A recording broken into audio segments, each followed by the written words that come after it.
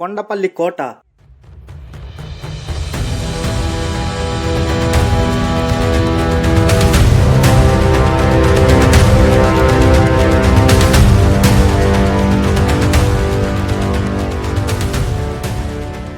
చారిత్రక కట్టడాలలో ఒకటిగా నిలిచిన ఈ కొండపల్లి కోటను ఎవరు నిర్మించారు?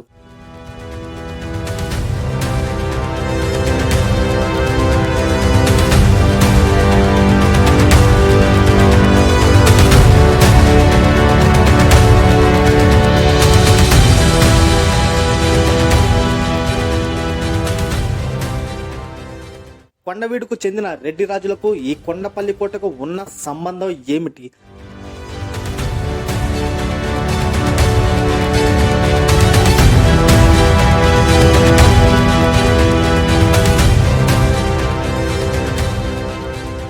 ప్రపంచవ్యాప్తంగా కొండపల్లి బొమ్మలు ఎందుకింత ప్రసిద్ధి?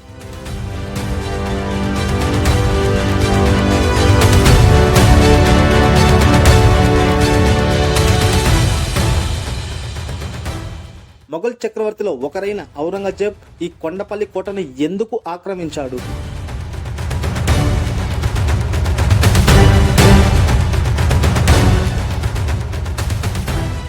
సంభాజీ మహారాజ్ చావుకు ఈ కొండపల్లి కోట ఒక కారణమా?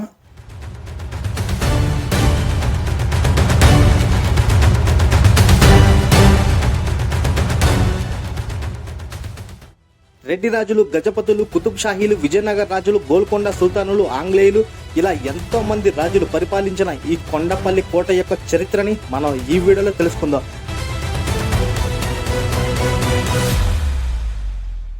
ఈ కొండపల్లి కోటకి ఏ విధంగా చేరుకోవాలంటే మనకి విజయవాడ నుంచి హైదరాబాద్ వెళ్లే రోడ్ లో ఇబ్రహీంపట్నం దగ్గర నుంచి మనకి కొండపల్లికి అయితే మార్గం అయితే ఉంది.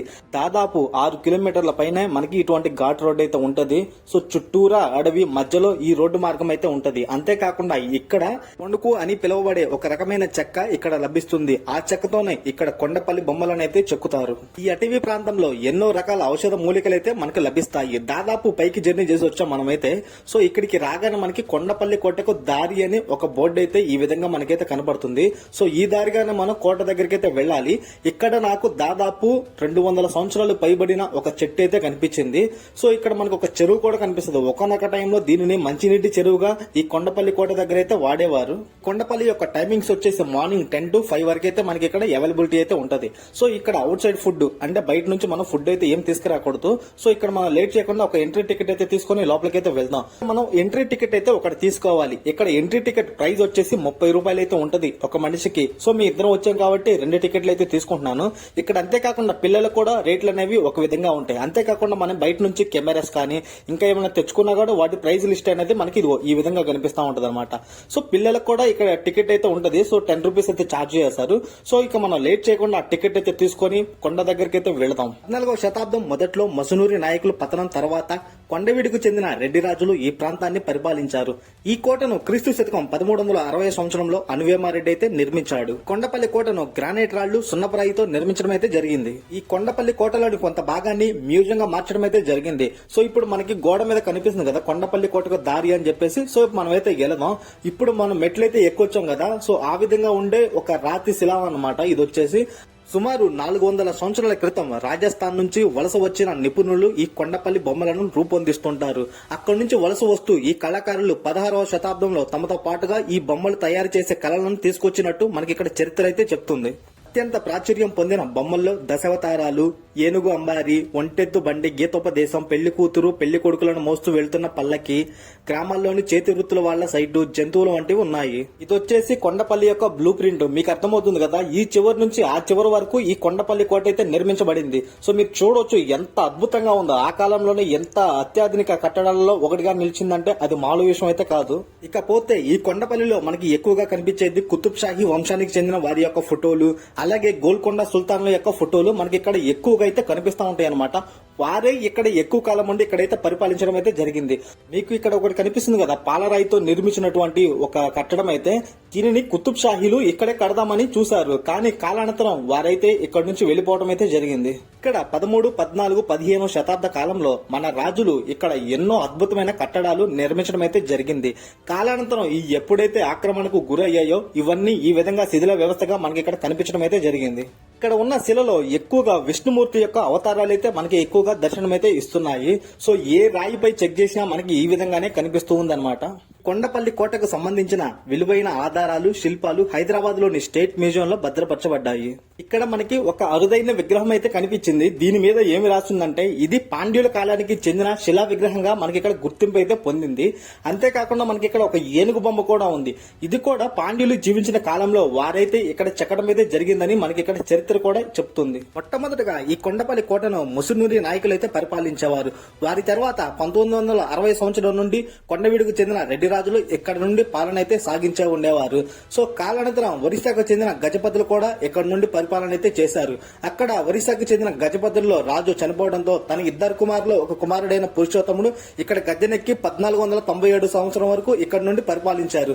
1497 సంవత్సరంలో గజపతి పురుషోత్తముడు మరణించాడు. ఆ తర్వాత అతని కుమారుడైన గజపతి ప్రతాపరుద్ర దేవుడు అధికారంలోకి వచ్చాడు. 1509 సంవత్సరంలో గజపతి ప్రతాపరుద్ర దేవుడు విజయనగర సామ్రాజ్యానికి చెందిన శ్రీకృష్ణ దేవరాయలపై యుద్ధం ప్రారంభించాడు.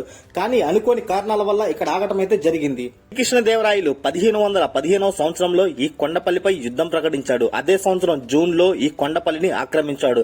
అదేవిధంగా కొండపల్లికి దగ్గరలో ఉన్న కొండవీడు కోటను కూడా ఆక్రమించుకున్నాడు. కానీ ఈ కొండవీడు దాదాపు 3 నెలల సమయం పట్టింది ఆక్రమించుకోవడానికి. కొండపల్లి బొమ్మల్లో అత్యధికంగా పేరుగాంచిన బొమ్మ ఈ డాన్సింగ్ డాల్ అన్నమాట. సో మీకు కనిపిస్తుంది కదా ఎంత అద్భుతంగా ఉందో. ఈ కొండపల్లి బొమ్మల్లో సెంటర్ ఆఫ్ అట్రాక్షన్ గా నిలిచేది ఈ బొమ్మే. ఇక్కడ తల లేకుండా ఒక రాజు విగ్రహం అయితే ఉంది. ఇది ఆ కాలంలో రాజులు ఏ విధంగా జీవించారో అనే దానికి ఒక ఉదాహరణగా చెప్పవచ్చు. ఇక్కడ కొండపల్లి కోటని బయట నుంచి అయితే చూసేద్దాం. ఈ బయట నుంచి చూస్తే చాలా అద్భుతంగా కనిపిస్తుంది. ఇక్కడ ముఖ్యంగా మనం మాట్లాడుకోవాల్సిన విషయం ఏంటంటే ఈ కొండపల్లి కోటకి 3 ప్రధాన ద్వారాలు ఉంటాయి. వాటిలో ప్రధాన ద్వారమైన ఒకదానికి గ్రానైట్ బాక్స్ తో నిర్మించారు. దీన్ని దర్గా దర్వాజా అని కూడా పిలుస్తారు. ఇది 12 అడుగుల వెడల్పు, 15 అడుగుల ఎత్తు అయితే ఉంటుంది. ఇక్కడ బలమైన కోట గోడలకు బురుజులు, బుట్టలు ఇక్కడ అనేకమైతే ఉన్నాయి. దీనిలో 3 అంతస్తుల రాతి బురుజులు అయితే ఇక్కడ ఉన్నాయి. ఎక్కడా లేని విధంగా ఇక్కడ విరూపాక్ష దేవాలయం కూడా ఉంది. సో ఈ కోట ఎంత అద్భుతమైన కోట అంటే మనకి ఇక్కడ ఒక స్విమ్మింగ్ పూల్ అయితే కనిపిస్తుంది. దీంట్లో వాటర్ మనకి పైన నుంచి అయితే రావు. ఈ వాటర్ అనేవి కింద నుంచి ఇక్కడ ఏర్పాటు అయితే చేయటం అయితే జరిగింది. చూశారు కదా ఈ కోట గోడలు అనేవి ఎంత ఎత్తులో ఉన్నాయో. దాదాపు 25 అడుగుల పైనే మనకి కోట గోడలు నిర్మించడం అయితే జరుగుతుంది. సో ఎవరైనా యుద్ధానికి రావాలన్నా, యుద్ధ ఖైదీలు ఇక్కడ నుంచి తప్పించుకోవాలన్నా చాలా కష్టం. సో ఇక్కడ మెట్లు కూడా చాలా అంటే చాలా పెద్దవి.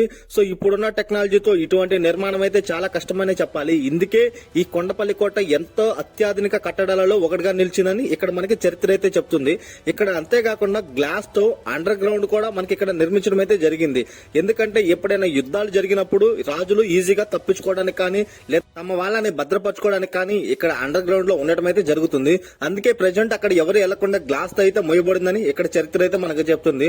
సో ఇక మనం లేట్ చేయకుండా ఈ కొండపల్లి పై భాగానికి అయితే వెళ్దాం. సో ఎందుకంటే 3 అంతస్తులు ఏ విధంగా ఉన్నాయో కూడా మనం ఈ వీడియోలో అయితే తెలుసుకుందాం. ఇక్కడ మెట్ల మార్గం ఎప్పటి నుంచో ఉన్నా కానీ ఇటు పక్క డ్రిల్ మాత్రం రీసెంట్ కాలంలోనే కట్టేశారు. ఎందుకంటే ఎవరు కోట నుంచి జారి పడకుండా ఉండటానికి. దాదాపు ఈ కొండపల్లి కోట అంతా శిథిల వ్యవస్థగా మారింది. నాకు రీసెంట్ గా ఇన్స్టాగ్రామ్ లో ఒక పిక్ అయితే దొరికింది. వన్స్ అపాన్ ఏ టైం కొండపల్లి ఇదిగో ఈ విధంగా ఉంటదని చెప్పేసి. చూశారు కదా ఈ కట్టడాలు ఎంత అద్భుతంగా ఉన్నాయో ఇక్కడ.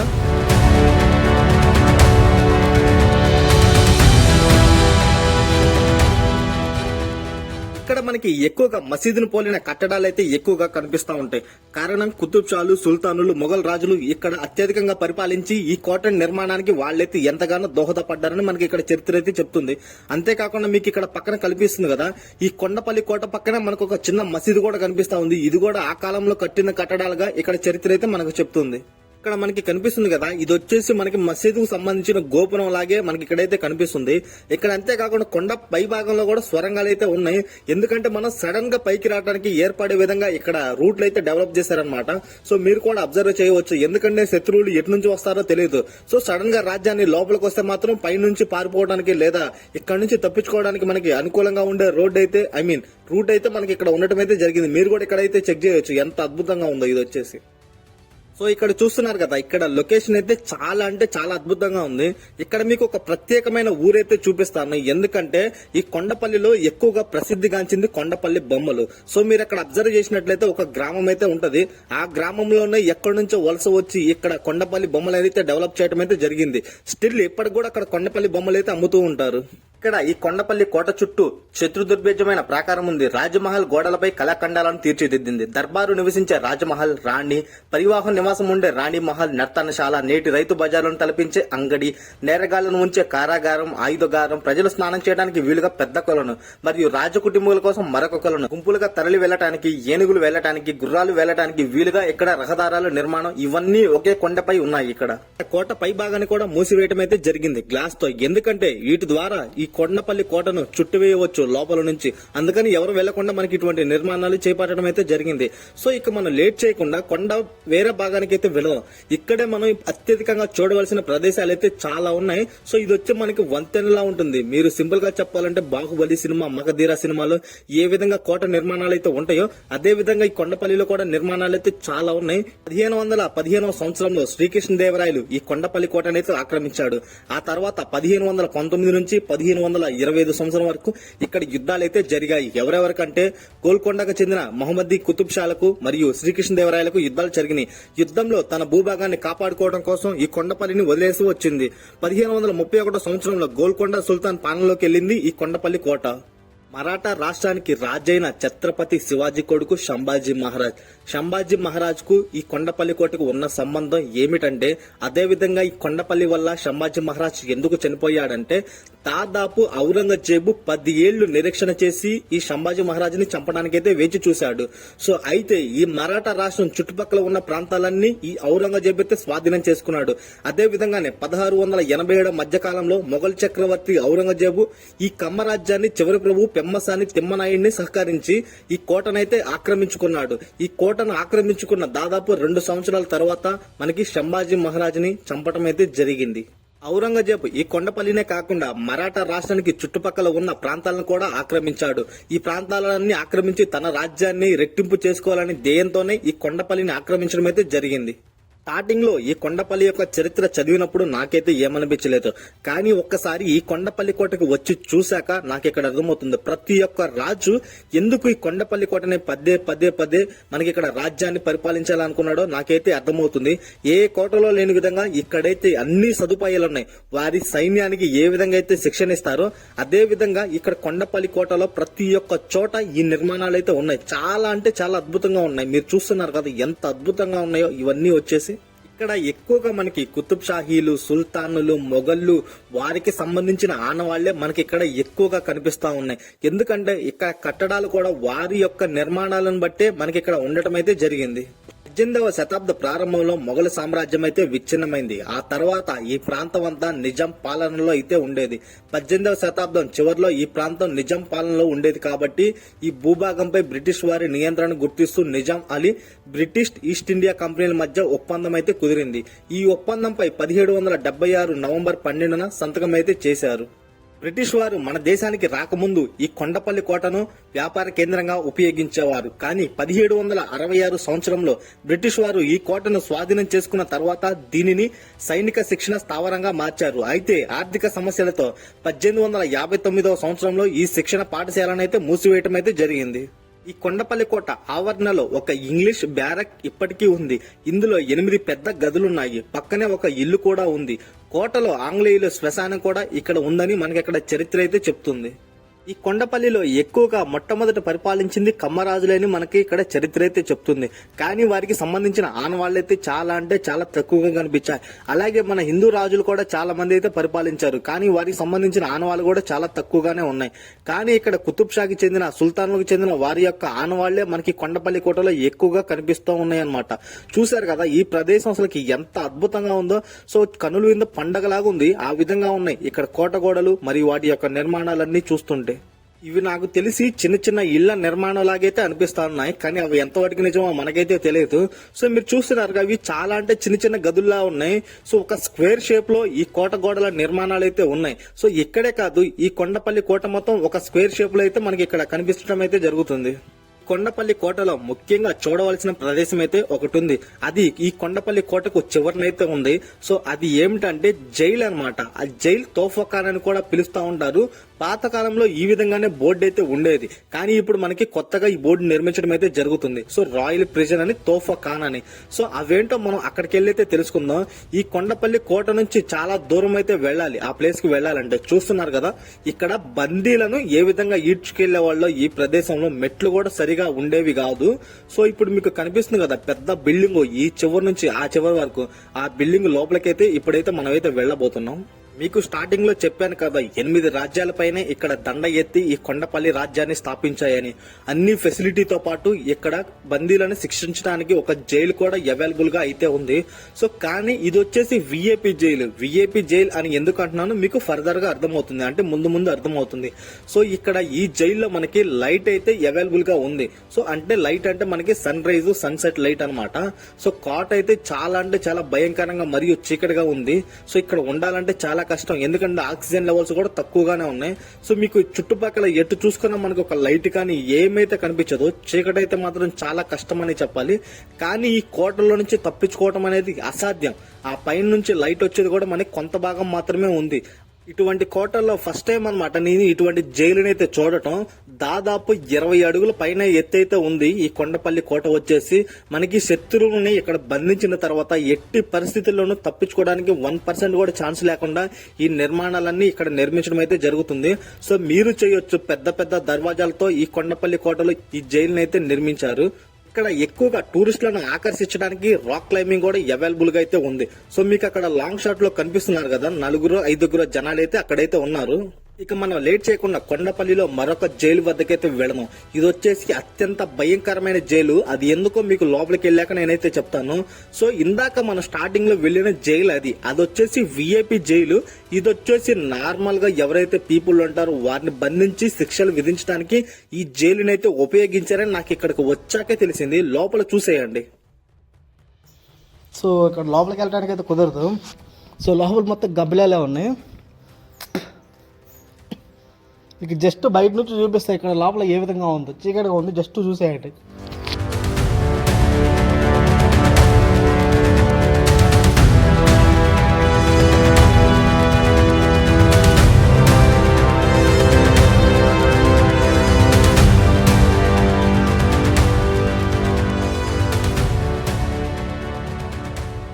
ప్రెజెంట్ ఈ కొండపల్లి కోట ఒక శిథిలమైన కోట. వీటికి సంబంధించిన శిల్పాలు మరియు ఆధారాలు హైదరాబాద్ లోని స్టేట్ మ్యూజియం లో భద్రపరిచాయని ఇక్కడ వాళ్ళైతే చెప్పారు. సో ఎవరైతే వాటిని కూడా చూడాలనుకున్నారో హైదరాబాద్ వెళ్లి ఆ మ్యూజియం లో అయితే చూడవచ్చు. ప్రతి ఒక్క సంవత్సరం ఈ కొండపల్లి కోటని కొన్ని వేల మంది టూరిస్టులు అయితే విజిట్ చేస్తూ ఉంటారు.